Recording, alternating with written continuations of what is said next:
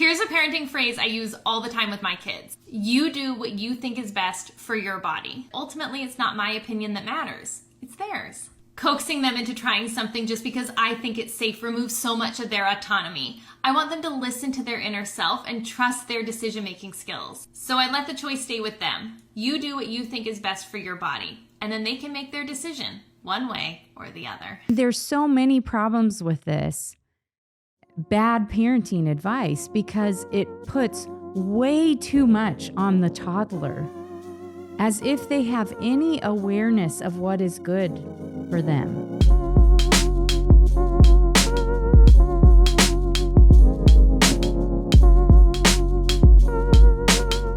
Time for true confessions. All right, those of you who are listening right now, how many of you are on Instagram and follow an account called The Busy Toddler? Go ahead, raise your hand. Oh, I see that hand. I see that hand. Go ahead and admit it, because what we're going to do today is we are going to provide a devastating critique of the busy toddler. Wow, you're mean. Who goes after kids, especially a toddler? She's not a kid. Oh. She's an influencer. She's a parent influencer. Who goes after a mom of toddlers? That's rude. We do. At the Maven Parent Podcast. No, you're supposed to say, we're not going after her, Aaron. We're going after her ideas. We follow the Bible, and it says demolish arguments, not people. Mm-hmm. So we're going to demolish her arguments. We're going to destroy her false ideas. No, okay. So this is part of that. We are actually going to go after her ideas. We are going to destroy them. But this is part of the challenge, I think, of navigating today's world, is because the Busy Toddler it's an Instagram account that's huge, 2.3 million followers. That's a lot. You wish we had that many followers. You were just praying the other day for more followers. Was I? I don't remember that prayer. Actually, for those of you who are following this podcast, do us a favor. Help us increase our algorithm, our algorithms.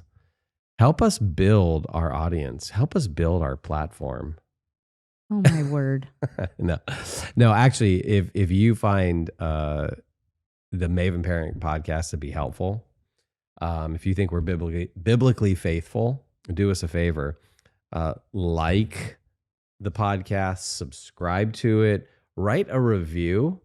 Of course, that's positive and 5 stars.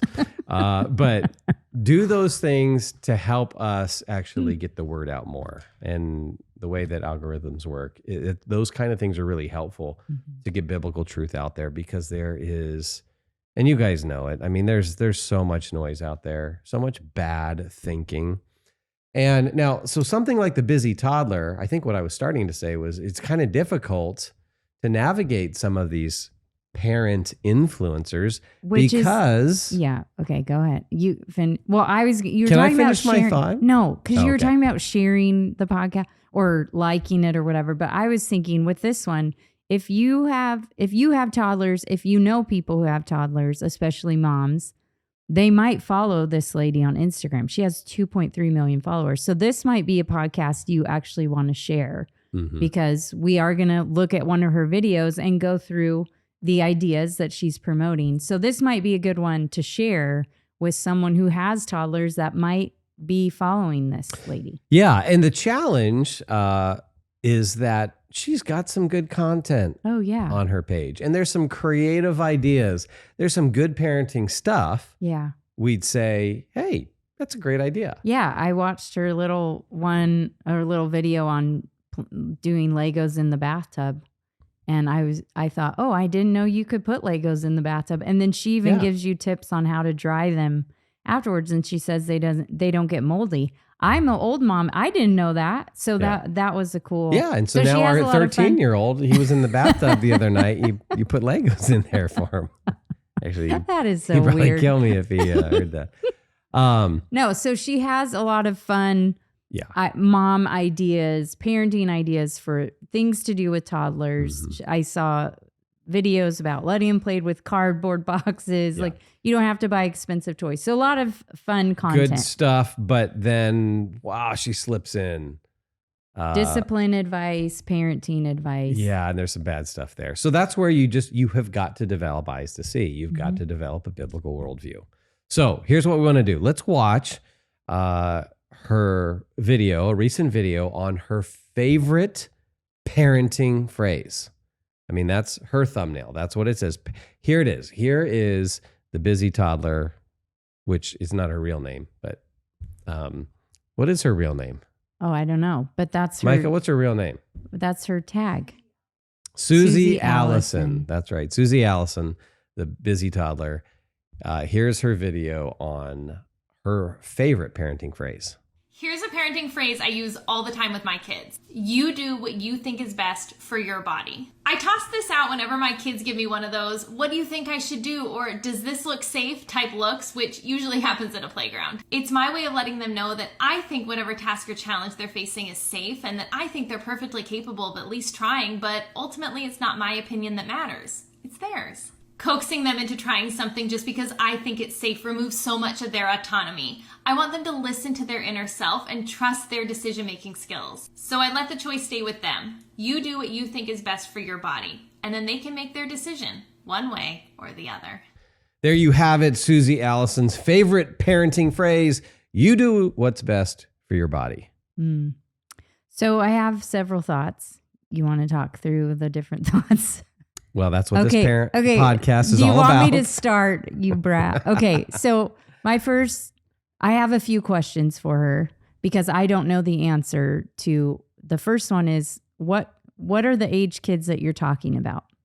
Now, her tag is busy toddler, so I'm assuming she's talking about toddlers, little kids. Mm-hmm. And in this particular video, she mentions playground. So that's obviously, unless your 17-year-old is playing on the playground still, yeah, it's probably going to be toddlers, young kids. Yes. So I just wanted, that's an important point of clarification because if you're talking about a 15, 16-year-old and talking about making decisions, of course you would approach that differently than you approach a 3-year-old. Well, I would hope you would. Because you're trying now to, like a teenager, you're trying to teach them how to make decisions on their own. Now, it sounds like she thinks you teach even a toddler how to make decisions on their own. And so there's a lot of problems I have with the advice that she's given. So one of the first thoughts I have when I saw the video is, assuming she's talking about toddlers and that they decide what's best for their body, you're talking about children who still haven't learned probably to use the bathroom on their own. So these are human beings who are precious and valuable, who don't even know when bodily things are coming up, and they need our help in learning how to handle these. You're saying, hey, these are little people who poop and pee on themselves. Exactly. And not only poop and pee on themselves, but when they throw up, let's talk about all kinds of body fluids.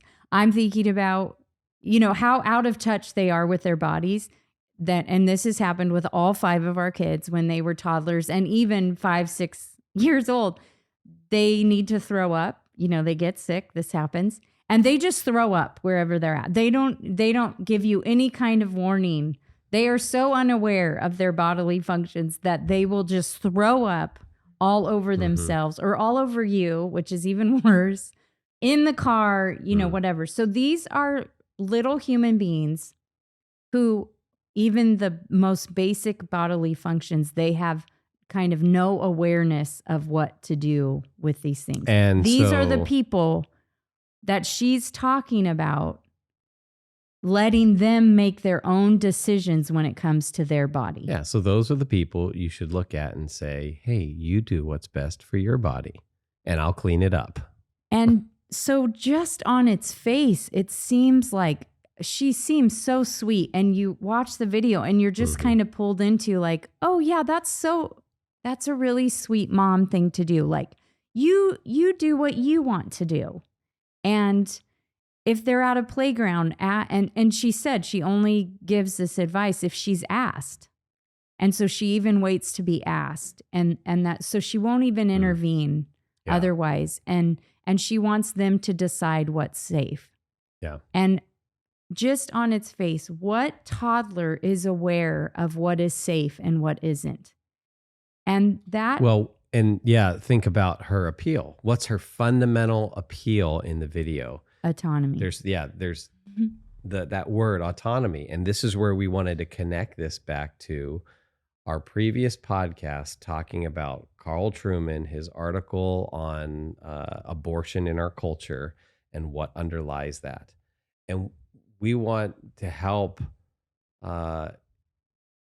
you see that this idea of autonomy, this absolute autonomy, that autonomy is the highest good, that is permeating our culture. So it's not just when it comes to a big hot button political issue, it's down into parenting and parenting influencers and people talking about raising toddlers and discipline. And this is where we have got to have our alert up, our antenna up, watching for this. So she says autonomy, and then she talks about their inner voice. Right? She wants them to listen to their own inner voice. And this is just what's assumed there is that this is a good, that autonomy is a good. And what we would say, whether you get that from this video or not, it's definitely in the larger culture influencing her thinking and her advice. But autonomy is the highest good. Like that is the central good of American culture. It's you have the freedom from all restraints, and you get to decide. You do you. Live your truth. All of the cultural mantras. And you think about how this will work out at the park with the toddler. And the you do you. And she describes like letting them figure out their own limitations and things like that. So just take really practical scenarios. So I was at the park not too long ago with our granddaughters. And one thing I've seen at the park since our first child was around, so almost 30 years, is that kids, the slides, the slides. So kids will try to walk up the slide while other kids are trying to go down. And so in that situation, so your child is the one who's trying to walk up the slide while other kids are, they've gone down the slide and now they want to go back up the way they want to go back up. And other kids are waiting to come down the slide. Well, individual autonomy says, I want to go back up the slide the way I want to go. And I think it's safe for me, whether it is or not, whether they slip, fall flat on their face, get hurt, and slide down the slide, or other people are inconvenienced. It seems like with her advice, that wouldn't matter. You would just allow the child to kind of be their own authority and do whatever they want at the park. So I think she might push back a little bit here and say, well, no, it sounds like maybe she's already kind of determined that this is okay. But then she doesn't want to make the choice. She doesn't want to coax them, nudge them, push them to that decision. And so what if she says like, oh no, it's pre-approved kind of, but I just don't want to coax them to that decision. Like I see it safe. And so that's what she's talking about. And you're saying, well, no, the toddler who thinks it's good for their body is gonna, will do whatever they want. Yeah. So how would you respond if you come back with, oh no, I have, it's kind of pre-approved in my mind, but I'm just not going to tell them or push them or nudge them to do that thing. Well, what I I would say, well, why is anything pre-approved? It seems like they get to be the ultimate judge. So if you think they're capable of making the judgment, why would you have any pre-approval? Mm. And that's the problem.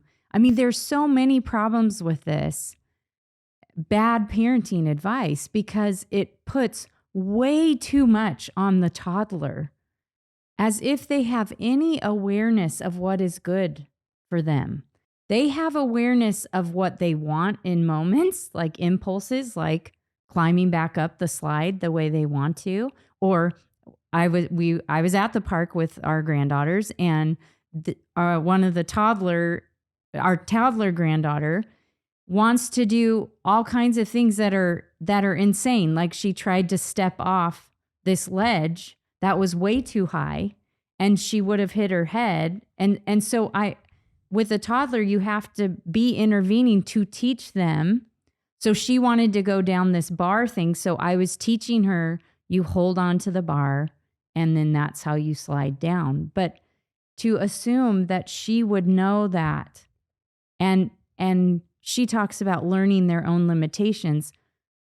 And I guess she would say, well, that wouldn't be safe. So she wouldn't let her do that. But still, it seems like, well, why? What's the line of things you've decided are safe and you are going to intervene if it's not? And the things that you think, well, let's just let them decide what's safe. Yeah, well, and I think what she seems to highlight in this video, what she elevates above all else is the child's autonomy. Yeah. That's the greatest good. So if autonomy is the highest good, even if she were to say, hey, I as a parent don't think this is safe, it just seems to be contradictory with then trying to hold up the child's autonomy, their own decision making, their inner voice. Mm-hmm. And that's where it just seems like there's some inconsistency even in what she's saying here. Yeah. And what she's and this kind of advice she's offering to parents. Yeah. And from a Christian worldview, is this the highest value that we want to instill in our kids? That their autonomy is the most important thing. That listening to that inner voice of, I think this is good and I'm going to do it, is something that they should listen to, that they're the authority, especially as a toddler or a child who's so young that they're still wanting to play at the park. It seems to me just to ignore what I think is completely obvious to any of us who is honest, and that little kids need guidance to know what is appropriate, what's safe, what kind of limits their body has, to keep them out of real danger. And I know she would say, well, I took him to a park that's safe, but why? What boundaries do you put? It just seems so, what's the word I'm looking for? It just seems so ambiguous, I guess. And just up to that, it kind of leaves you as a mom going, well, that sounds good and all, but when do I actually stop them from pushing another kid out of the way? Another thing you see at the park all the time is kids pushing each other, hitting, like, move out of my way. I want to do this thing. You see it at the park all the time, especially with toddlers, because they have no awareness or care of what other people's needs are. Yeah. And I think that is a big problem with this, is that holding up autonomy as you're raising your child. Well, then if that's the highest good, their autonomy, and your kid wants to do bad things to other kids, what's the appeal? What appeal do you have? Mm-hmm. You mean in stopping them? Yeah, in stopping them. Yeah. And if autonomy is the highest good, then it seems like you've lost any other appeal, or you've lost footing, because you can't even appeal to, well, it violates their autonomy, or it hurts the other child. If autonomy is the greatest good, so what? Yeah. So what? And that's where you're seeing kids who are living this out. Mm-hmm. I mean, you just talk to elementary school teachers now. And we hear the reports trickle in of how disorienting it is for teachers nowadays with the kinds of kids that are coming into their schools. And we're not talking about high schoolers or middle schoolers. We're talking about first graders, kindergartners who have been raised on this view. Hey, your autonomy is the highest good. Yeah, that they're the most important person in the room. Listen to your inner desires and your inner voice. And it is absolutely poison. And that's not an overstatement. This kind of stuff is poison to families. Yes. And to the raising of children. Yes. And another issue here is the issue of parental authority. This completely undermines parental authority. And it doesn't matter if you come back and say, oh no, the parent's the authority, the parent's the authority. Not that I don't think she would probably even say that, given this view. Yeah. But even if you said that, at the same time, you're undermining it with the view of a child's autonomy. Yeah, you think it undermines the reality that the child needs to recognize, I need mom and dad to help me navigate life, especially at this stage of life. And again, that's why I want to say, well, what age group are you talking about? We assume it's young, because then as your child grows and gets older, you want to teach them how to make decisions on their own, but this is later. At this early stage of life, it's very important for a child to learn, like the scripture says, to obey their parents. Why? Because the parents have wisdom to offer. And a mom who's sitting at a park, not offering any advice on you shouldn't do that, or you should do this, the world doesn't revolve around you. You need to wait. No, it's not safe to jump off of that, or whatever it is. For little kids, is not teaching them to see reality the way God has structured it. And that is, I need to listen to mom and dad. And when they tell me no, or they say, oh, yes, that's fine, then I can trust in both of those answers. Yeah. And when you undermine parental authority and you hold up autonomy to your kid, you are setting them up, I think, worldviewishly to eventually take that same posture to God, right? I mean, God has instituted the family as the primary institution in the world. And it's through that institution that he helps children first understand his nature and our relationship, a proper relating to God. A proper relating to God is built on the foundation of a proper relating to your parents and seeing your parents as an authority who you submit to, right? And of course, we're talking about loving parents, warm parents. But a healthy relationship is one of submission to the parental authority. Children, obey your parents, honor your parents.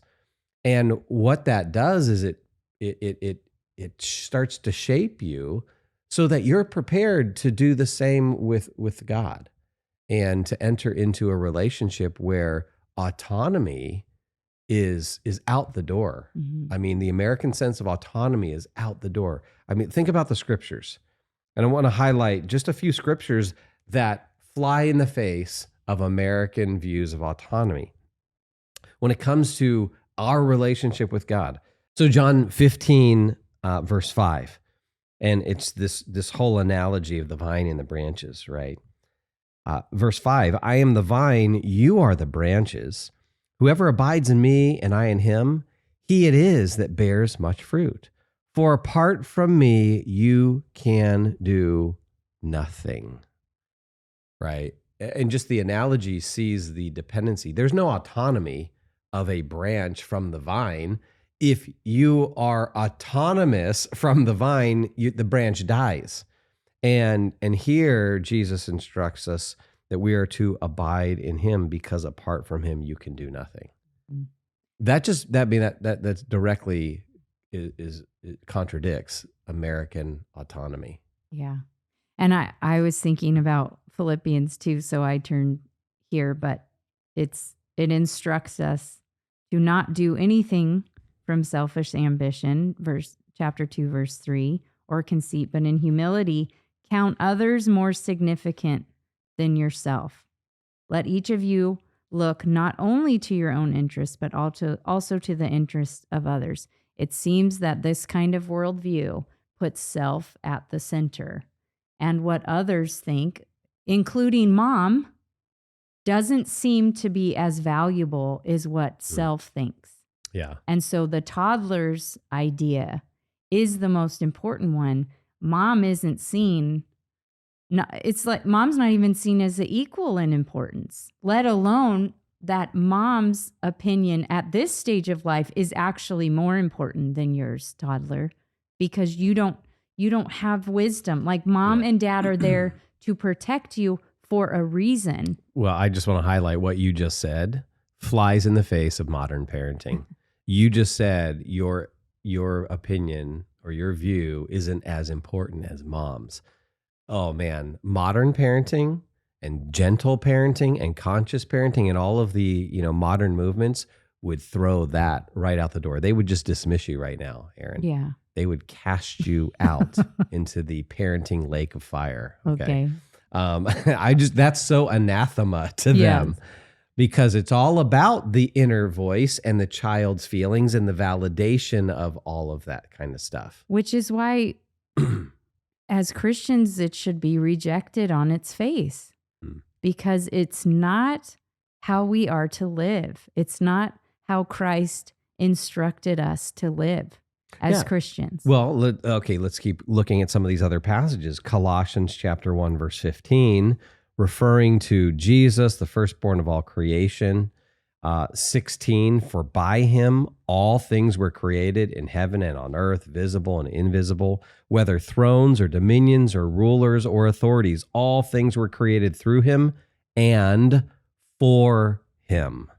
And he is before all things, and in him all things hold together, right?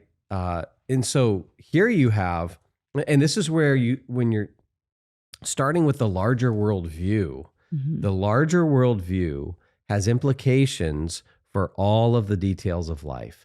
So we are talking about a worldview that starts with God, starts with God incarnate, God in human flesh. You think back to John chapter 1, verse 2 and 3, all things were created through Jesus, right? The Father, the Son, the Holy Spirit, together as the one triune God, are responsible for bringing everything into existence. God is the creator. And so you start with dependency on the creator right from the very get-go. There's no autonomy in that way.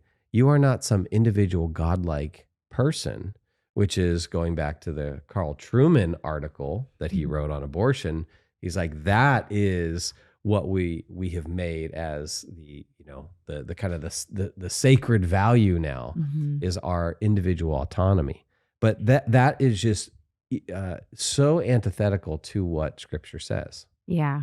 Okay. And one thing I thought too, watching the video, and this is an assumption I see all over Instagram parenting advice, is that there's this assumption that what the child will choose is good. And so it's kind of like if left to their own devices, they'll probably choose the good thing. They'll probably choose the safe thing. And won't this be great? Like your toddler will get to choose what they want. And it's going to be great. Like she's happy in the video because there's this assumption this isn't going to turn out badly. This isn't all going to blow up in your face, Mom. This is going to be great. It's going to actually bring about joy and peace. And this is this peaceful parenting that's promised from this kind of advice. And we would say, no, actually Scripture teaches that we are not all good when we start out in this life, that we don't actually choose the good. And Romans 3, of course, talks about this in verse 10, none is righteous. No, not one. No one understands. No one seeks God. We've all turned aside. No one does good, not even one. Okay, so it's scripture's clear. We aren't born good. If left to our own devices, we're not going to just choose the good every time. We're not going to live this peaceful life. If only our moms, when we were toddlers, would have let us just make our own decisions, we actually would have turned out a lot better. That kind of seems to be what's assumed here. Yeah. And so that would be, I guess theologically, you'd say, yeah, that would go against autonomy as well, because when you're left to yourself, hey, fallen human nature is going to be that's going to be the default kind of setting. Okay, one more verse on kind of our dependency on God, which flies in the face of autonomy. But it's 1 Corinthians chapter 6, verse 12. Paul starts talking about fleeing sexual immorality, but then he gives kind of the basis for that, the moral reasoning. And in verse 19, he says, "Or do you not know that your body is a temple of the Holy Spirit within you, whom you have from God? You are not your own, for you were bought with a price. So glorify God in your body." Okay, I just take her phrase, right? You do what's best for your body. That flies right in the face of 1 Corinthians chapter 6, verse 20. Glorify God in your body. Those are two contradictory messages. You are not your own. You were bought with a price. The world says, no, you are your own. You are autonomous. Do what is right for you. And so we need to constantly take the light of Scripture and just shine it on all of these messages that come through. So devil's advocate here, what would you say? All right, bring it. Bring it, devil's advocate. What would you say that, a parent would say, well, I do want to teach them how to care for their body. Yeah. I do want to teach them how to learn what is best for their body. Yeah, that's where I think I would make a distinction between autonomy and independence. There's a healthy view of independence, right? But autonomy, as we talk about it in the culture, would mean you have the absolute right as an individual to do whatever you want, whenever you want it, kind of thing.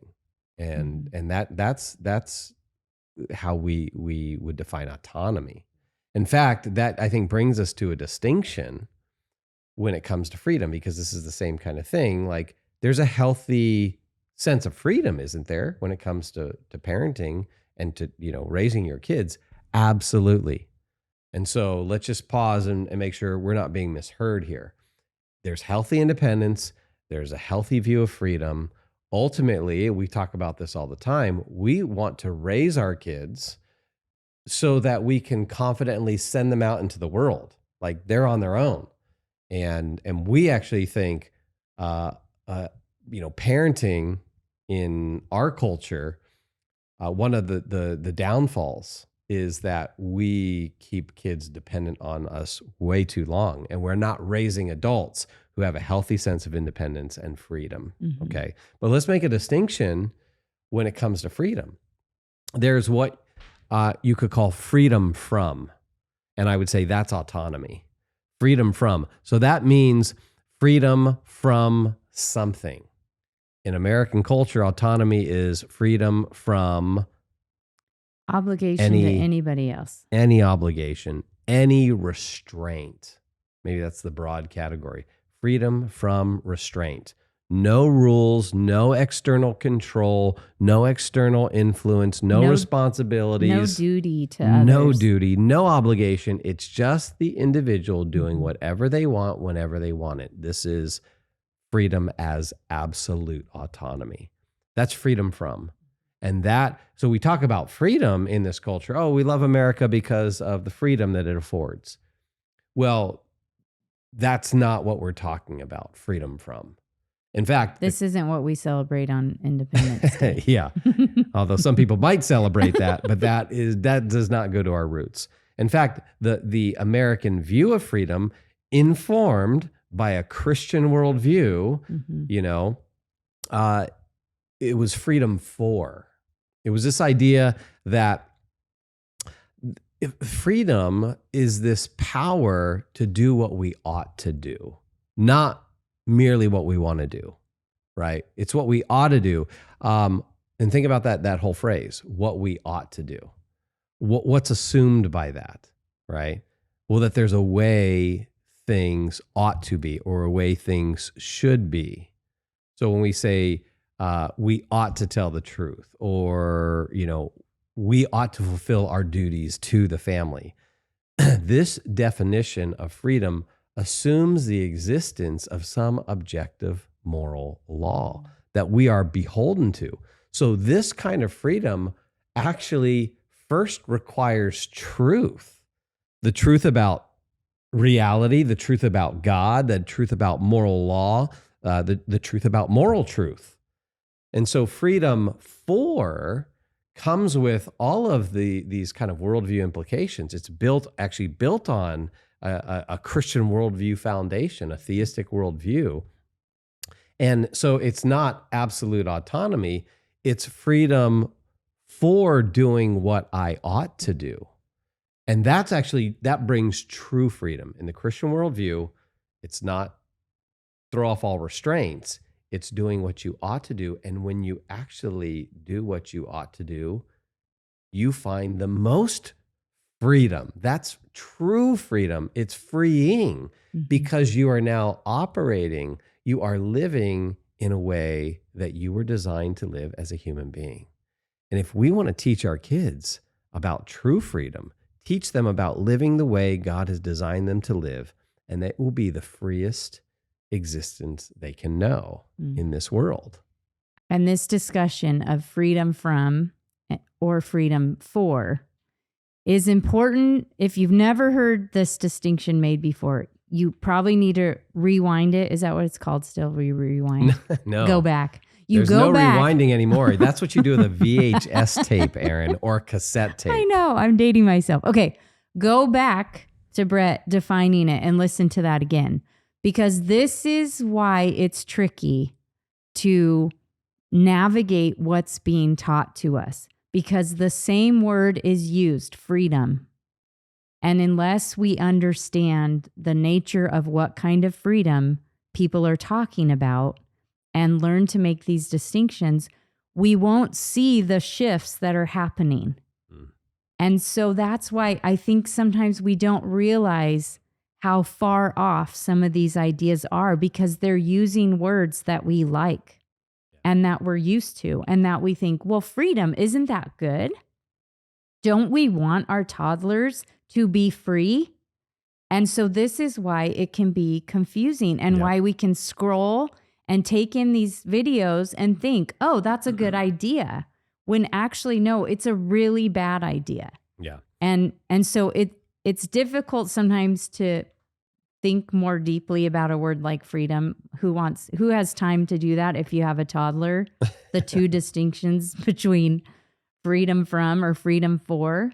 But we have got to understand this on the basic level so that we don't scroll, watch the video, and then think, oh, this is a good idea. I should practice with my toddler. Yeah, we talk about it all the time. Define your terms. Get clarity on what we mean when we say something. If you think about this distinction, freedom from and freedom for, notice the freedom for definition actually requires restraints and rules, right? So just a basic example, if I ought to let innocent people live, I ought not to murder them, then I've got to restrain myself from bringing them harm, right? I must live by restraints. I must live by rules that prohibit me from taking their life. And so, and of course, that's what we call a kind of a clear case example, right? Yeah, that's clear. And it tells us that such rules and restraints are good, even though it puts a limit on what we can do. So this is not autonomy. This is true freedom for. It's the power to do what we ought to do. And there's that whole idea of ought to, like we said, has larger worldview implications. There's this freedom for a larger purpose, freedom for the protection of others, freedom for the benefit of our character, freedom for the benefit of society, freedom for the flourishing of us as individual human beings, all these kinds of things. So there's these larger purposes too. And it's so contrary, which is ironic, right? Because you're using the same word, but now it's what's imported into it is this particular definition. Yeah, no, we say there is a good sense of freedom, but it's a very different definition of freedom. And if you think about it, so here'd be a really good analogy, and this is maybe something to teach your kids, right? If you think about the best athletes in the world, the best athletes in the world are also the freest athletes in the world. Like they have the freedom, like Michael Jordan, best basketball player in NBA history. And if you think it's LeBron James, you're wrong. Number one. Number two, you're blind. Number three, you're ignorant. No, I'm just kidding. No, but I think clearly Michael Jordan's the best player in NBA history, and he had the freedom to do things other people don't have the freedom to do. Like fly in the air. Yeah, like fly in the air. Shoot baskets. Take on 12 defenders. But notice that wasn't absolute autonomy. It was freedom. Number one, in his training, he followed all kinds of rules. He put all kinds of restraints on, and just in the game of basketball, there's restraints, there's rules that you have to live by, right? And when you master those rules and you live within those restraints, then there's a kind of freedom that you can have within that world of basketball. And in the same way, in this world, when we live by rules and restraints that are consistent with the nature of this world, it brings the most freedom. It's like a piano player. Here's another example. You start by learning the rules, right? You start by learning your chords and your scales, and you play certain things again and again and again. And then you look at that beginner versus the pianist who's a virtuoso, who just seems to have this freedom to just go all over the place. Well, it's not absolute freedom. It's not absolute autonomy. It started actually with rules and restraints to them to get to the place where they're at. And that's kind of a great analogy, I think, for freedom from. And just if anyone is interested on this, there's actually on our courses on Maven's virtual courses, we have a course on cancel culture and navigating cancel culture. It's like a 6-lesson comprehensive curriculum that you could take your homeschooler through, if they're in middle school or high school. You could take your Christian classroom through at a Christian school. You could do this on an individual level. But one of the important discussions we have in there is this whole idea of freedom. And so some of this comes right out of that. And so we encourage you to jump on our virtual training platform, check that Navigating Cancel Culture curriculum, check that out. It's a great resource. I'm thinking about, and maybe we can kind of wrap up with this example that I think is self-evident in this idea that it isn't good for a toddler to have autonomy. And that's thinking about, she gave a park situation, but thinking about this principle of letting them have autonomy in other areas. And so I think about something like food. And you think about modern American culture has a new phenomenon. It's new, and it's the picky eater, right? This is a newer thing in culture. It has not always been this way for children. And that's that we basically have a whole generation of young people who grew up just eating chicken nuggets and hot dogs and hamburgers. Why? Because they were catered to. And so they thought they wanted to eat chicken nuggets all the time. And so they were allowed to eat chicken nuggets all the time. And they were never forced, like so many of us, older people, to eat what their mom made. And it didn't matter if you liked it or not. You're going to eat what's in front of you. And what's in front of you it was assumed is healthy. You know, there's a meat, there's a vegetable, there's a fruit or whatever. And so would we let a toddler have complete autonomy when it comes to what food they would choose and just say, you know what, you choose what you think is best for your body? Well, I don't think we would, because a toddler has no clue what is best for their body nutritionally. Mm-hmm. And then, so my point about the picky eaters is we're seeing the implications of letting kids have autonomy with food. And it turns out they choose really bad food. They choose McDonald's over fish and broccoli, right? They're not going to choose the salmon and broccoli. They would rather have the Happy Meal with chicken nuggets and French fries. Every time they'll choose that, even though it isn't best for their body. And actually, we'd say one's really bad for your body. Yeah. Yeah. And so this is where I guess we'd say, here's a counterexample. Let's take that principle of autonomy and can you work that out consistently through every area of childhood? Absolutely not. And so it tells you it's not a principle that you can operate on. Yeah. You can't live by this. You can't raise your children by this. And then I want to just take, so the eating example, you talked about freedom from and freedom for, but you think about a family table for dinner that's set with healthy foods that are good for the toddler, and that there's freedom to choose the things on the table, and that it kind of creates those boundaries that a toddler needs. Mm-hmm. So they need to be raised on a kitchen table that is set with healthy food. So they have freedom in that to choose if they want more broccoli, if they want more salmon, if they want more grapes. Or they could choose from the prime New York strip and the prime ribeye cut. Because we're talking about dinner and you immediately start thinking about steaks. Red meat, yeah. But do you get what I'm saying? Yeah. Does that make sense that within the healthy boundaries, then they actually do have some freedom to choose, because there's lots of good things to choose from. And as you raise kids, you want them to develop a healthy sense of freedom for. Yes. Because you want them on their own, independently of you or me, to see the things that are good and choose those things. Yeah.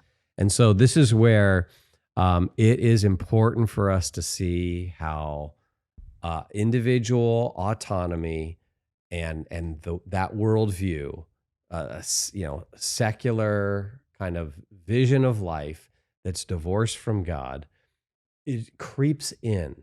I mean, it's worldviewish. It creeps into every aspect of life, into parenting, down to what you might say to your kid at the playground. And this is why we desperately need good Christian worldview thinking to navigate these challenging times. Maven exists to help the next generation know truth, pursue goodness, and create beauty for the cause of Christ. To find out more, check out maventruth.com.